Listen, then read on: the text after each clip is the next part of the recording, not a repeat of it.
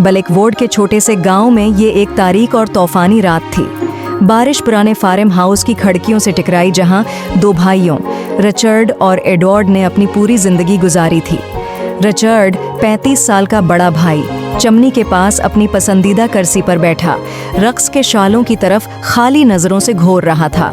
Edward 5 साल छोटा कमरे में आगे पीछे चलता रहा, हर चंद मिनटों में घबराकर खिड़की से बाहर झांकता रहा। इस खराब मौसम की एक और रात रिचर्ड ने अपनी वहस्की का एक घोंट लेते हुए बड़बड़ाया, ये कब खत्म होने वाला है? मैं नहीं जानता, लेकिन मुझे ये पसंद नहीं है। कई दिनों से मुसलसल बारिश हो रही है, खेत पानी में डूब गए हैं, सड़कें गंदगी का शिकार हैं और मैं जानवरों को भी ठीक से पाल नहीं सकता। रिचर्ड ने इकरार करते हुए कहा, उम्मीद है कि ये जल्द ही साफ हो जाएगा। मेरे पास सप्लाई कम है और हमें शहर का सफर करने की जरूरत है। अचानक गर्ज के एक जोरदार हादसे ने घर को हिलाकर रख दिया, जिसकी वजह से एडवर्ड ने चीख मारी। लानत, रिचर्ड, तुम जानते हो कि मैं तूफानों से किस तरह नफरत करता हूँ।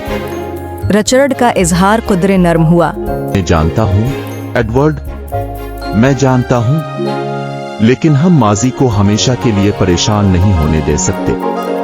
हमें आगे बढ़ना है। एडवर्ड ने सर हिलाया, हालांकि उसकी आंखें एक गहरे बेसाख्ता खौफ से भरी हुई थीं। भाई एक सख्त खामोशी में डूब गए। सिर्फ आवाज थी चीखने वाली हुआ और आग के कड़कने की आवाज। जैसे जैसे रात ढल रही थी, तूफान की शिद्दत में इजाफा होता दिखाई दे रहा था। ताकत नागवार तौर पर टमटमा रही थी और भाई ज्यादा से ज्यादा आगे बढ़ते गए। रिचर्ड ने कुर्सी से उठते हुए ऐलान किया, मैं जनरेटर चेक करके आता हूँ, तुम यहीं रुको। एडवर्ड ने घबराहट से देखा जब उसका भाई अंधेरे दालान में गायब हो गया। पुराने फर्श बोर्ड उसके वजन के नीचे टिकरा रहे थे। उसके इंतजार में वक्त एक रेंगने के लिए धीमे लग रहा था। बाहर तूफान की आवाज ही उसका साथ दे रही थी। उसके बाद जो हमेशा की तरह महसूस हुआ, रिचर्ड वापस आया। उसका चेहरा पीला और उसके हाथ कांप रहे थे। जनरेटर काम नहीं कर रहा है, हमारी बिजली खत्म हो गई है। क्या? लेकिन कैसे? हमने इसे पिछले हफ्ते ही सर्व किया था। मैं नहीं जानता, लेकिन हम मुकम्मल तौर पर मुनक़ते हैं। ना बिजली, ना फोन। भाइयों ने एक दूसरे को घूर कर देखा। उनके हालात का वजन तय हो रहा था। हवा चल रही थी और बारिश खिड़कियों से टकराई थी, जैसे कि अनासिर ही उन्हें ताना दे रहे हों। अचानक कच्चन से एक जोरदार टकराने की आवाज आई, जिसके बाद शीशा टूटने की आवाज आई।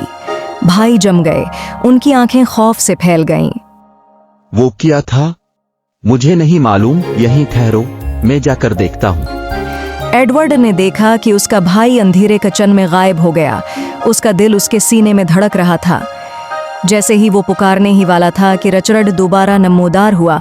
इसका चेहरा खाकिस्तर हो गया। वहाँ घर में कोई है क्या? नामुमकिन, हम सिर्फ दो यहाँ हैं।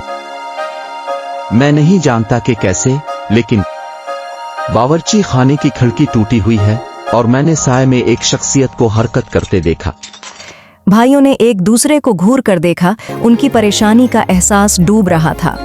वो अपने ही घर में फंसे हुए थे। हम क्या करने जा रहे हैं? हम अपने घर की हिफाजत करने जा रहे हैं। यहीं रहूं और आवाज ना निकालो। अचानक एक खून आलोद चीख घर में गूंजी, जिससे एडवर्ड खौफजदा होकर कूद पड़ा। वो रोते हुए किचन की तरफ बढ़ा, लेकिन दरवाजे पर पहुंचते ही वो खौफ से जम गया। वहीं किचन के फर्श पर उसके भाई की बेजान लाश पड़ी थी और उसके ऊपर साए में लपटी हुई एक शख्सियत थी।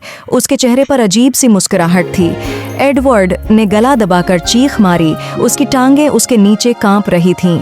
शक्ल उसकी तरफ मतवज्जा हुई। उसकी आंखें बदतमीजी से चमक रही थीं। एडवर्ड की दुनिया उस वक्त स्याह हो गई जब वो शक्ल उसकी तरफ लपकी। तूफान की आवाज़ ही इस दहशत की वाहिद गवाह थी जो इस रात पुराने फार्म हाउस में फैली थी।